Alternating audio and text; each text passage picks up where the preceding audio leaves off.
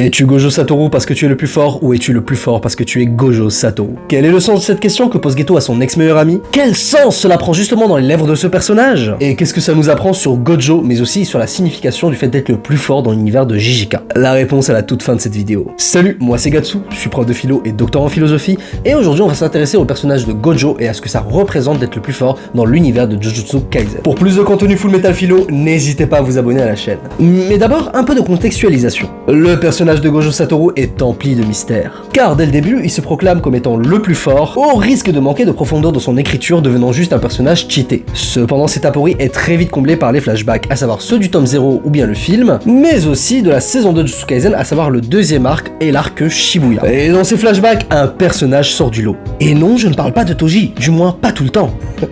Non, le personnage qui en ressort, c'est son meilleur ami, à savoir Suguru Geto. Suguru est donc un personnage qui tient la force comme étant le concept ultime de l'existence. Mais il sert